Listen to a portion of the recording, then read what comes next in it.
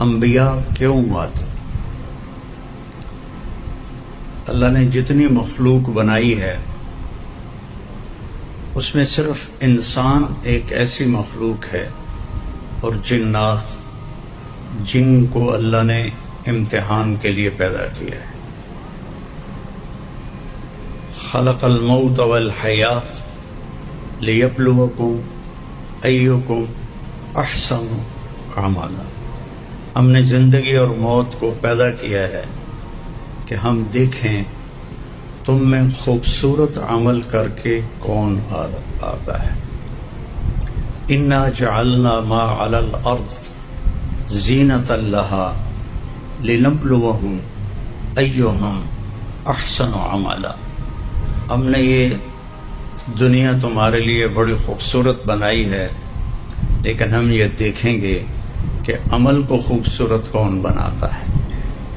تو یہ ہمارا امتحان ہے، باقی کسی مخلوق کا امتحان کوئی نہیں۔ لہذا وہ جو بھی کر لیں وہ ٹھیک، جو نہ کریں وہ بھی ٹھیک، لیکن انسان کے ساتھ صحیح اور غلط کا ایک نظام ہے، اس کے ساتھ موت کے بعد اٹھنے کا ایک نظام ہے۔ تو اس کا کیسے پتہ چلے گا؟ یہ انسان کا جو علم ہے وہ بے بس ہے۔ ساری مخلوق کو اللہ پیدا کرتا ہے انتہائی تعلیم یافتہ۔ ربنا الذی اعطی کل شیء خلقہ ثم ہدی، جس نے ہر مخلوق کو پیدا کیا اور اسے زندگی گزارنے کا علم دیا۔ انہیں پورا علم ہوتا ہے۔ انسان کا علم واللہ اخرجکم من بطون امہاتکم لا تعلمون شیئا، ہمیں اللہ کہہ رہا ہے میں نے تمہیں ماں کے پیٹ سے نکالا، تم کچھ بھی نہیں جانتے تھے۔ چڑیا کے بچے کو اپنی زبان سیکھنی نہیں پڑتی، ہم اپنے بچوں کو سکھاتے ہیں۔ چڑیا کے بچے کو، کسی بھی پرندے کے بچے کو آپ بند کر دو، کسی سے نہ ملنے دو، اسے اپنی زبان کا پتہ ہے میں نے کیا بولنا ہے۔ انسان کے بچے کو بند کر دو 2 سال، وہ گونگا ہو جائے گا، اسے ایک لفظ بھی نہیں آئے گا۔ تو اللہ تعالیٰ کہہ رہا تم کچھ بھی نہیں جانتے تھے۔ فَجَعَلَ لَكُمُ السَّمْعَ وَالْأَبْصَارَ وَالْأَفْئِدَةَ لَعَلَّكُمْ تَشْكُرُونَ، پھر تمہیں علم حاصل کرنے کے آلات دیے، آنکھیں دی، کان دیے اور دماغ دیا، عقل دی، تاکہ تم حاصل بھی کرو، شکر بھی ادا کرو۔ پھر ہم جو علم سیکھ لیتے ہیں، اور آج علم کی بڑی انتہا ہے، لیکن علم ایسی چیز ہے جس کی کوئی انتہا نہیں۔ دنیا ختم ہو جائے گی اور علم کا ذرہ بھی کم نہ ہوگا، چاہے وہ کسی بھی شعبے کا۔ تو اللہ تعالیٰ فرماتا ہے وَمَا أُوتِيتُم مِّنَ الْعِلْمِ إِلَّا قَلِيلًا، ہم نے جو تمہیں علم دیا ہے بہت تھوڑا ہے۔ اللہ نے یہ نہیں کہا جو تم نے سیکھا وہ بہت تھوڑا ہے۔ وَمَا تَعَلَّمْتُمْ إِلَّا قَلِيلًا، جو تم نے سیکھا ہے نہیں۔ وَمَا أُوتِيتُم، جو ہم نے تمہیں دیا ہے۔ میں نے شریعت کا علم پڑھا، آپ ڈاکٹری کا علم پڑھ رہے ہیں، پڑھتے رہیں گے کبھی ختم نہ ہوگا۔ شریعت کا علم پڑھتے رہو کبھی ختم نہ ہوگا۔ تو اللہ تعالیٰ کہتے ہیں الا قلیلا، تھوڑا سا ہے، تھوڑا سا ہے۔ تو اب انسان دنیا میں کیوں آیا ہے؟ اسے کیا کرنا ہے نہیں جانتے۔ موت کیا ہے؟ شروع سے ایک بہت بڑا طبقہ ہے، آج بھی ہے، آئندہ بھی ہے۔ ہیہات لما توعدون، کچھ نہیں ہے، کچھ نہیں ہے موت کے بعد، مر گئے، مٹی ہو گئے۔ ان ہی الا حیاتنا الدنیا نموت ونحیا وما نحن بمبعوثین، بس یہی زندگی ہے، یہی جینا ہے، یہی مرنا ہے۔ وہ بابر کا ایک مقولہ مشہور ہے، بابر بعیش کوش کے عالم دوبارہ نیست۔ مغل بادشاہ بابر پر ایک دور تھا جب وہ شراب بھی پیتا تھا، داڑھی بھی منڈاتا تھا. تو پھر جب اس کی رانا سانگا سے ٹکر ہوئی تو وہ بہت بڑا لشکر لے کر آیا تھا اور اس کے پاس بہت تھوڑا سا لشکر تھا. تو اس نے پھر شراب کی سراہیاں توڑی، داڑھی منڈانے سے توبہ کی اور اللہ نے اس کو رانا سانگا کے خلاف فتح دی. تو اپنی عیاشی کے دور میں اس کا ایک مقولہ ہے، بابر بعیش پوش کے عالم دوبارہ نیست.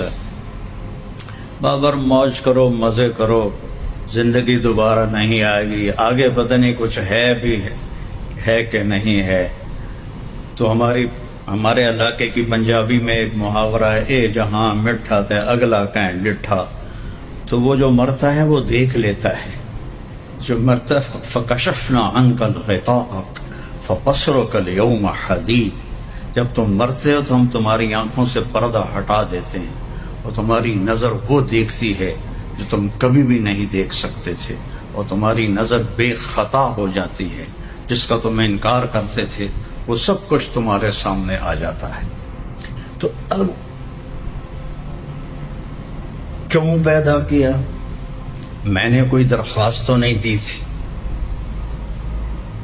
ان بچیوں نے کوئی لڑکی بننے کی درخواست نہیں دی تھی، آپ بچوں نے کوئی لڑکا بننے کی درخواست نہیں دی تھی. کس نے پیدا کی؟ کیا چاہتا ہے؟ موت کیا ہے؟ موت کے بعد کیا ہے؟ ان سارے سوالوں کا جواب انسان کے پاس کوئی نہیں ہے. آپ سب میڈیکل کے بچے ڈاکٹر بیٹھے ہیں، موت کیا چیز ہے؟ کوئی ایک صحیح جواب دے دے میڈیکل لائن سے کہ موت کیا چیز، اور زندگی کیا چیز ہے. کوئی میڈیکل لائن سے اتنی ترقی ہو چکی ہے، کوئی جواب دے دے کہ زندگی کسے کہتے، زندگی کیسے پیدا ہوتی ہے، ایک لوتھڑا، اس میں زندگی کیسے شروع ہو جاتی ہے، کون شروع کرتا ہے، اور موت کیا چیز ہے، کسی کے پاس کوئی جواب کوئی نہیں ہے.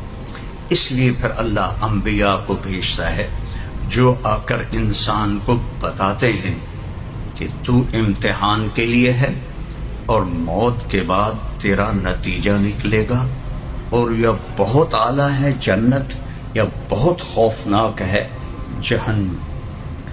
جنت کا یہ میرا نوخن تو پچھلے بچیوں کو نظر بھی نہیں آئے گا، یہ سامنے والے دیکھ رہے ہیں. میرے نبی کا فرمان ہے اس نوخن پر جنت کی کوئی چیز رکھ دی جائے، کوئی پانی کا قطرہ رکھ دیا جائے، کوئی گھاس کا تنکا رکھ دیا، کچھ کیا آئے گا اس کے اوپر، اور اس کو ایسے میڈیکل کالج میں لا کے رکھ دیا جائے تو زمین سے لے کر آسمان تک خوشبو پھیل جائے گی، اور چاروں طرف کائنات میں اس کی وجہ سے روشنی پھیل جائے گی. وہ کیا چیز ہے؟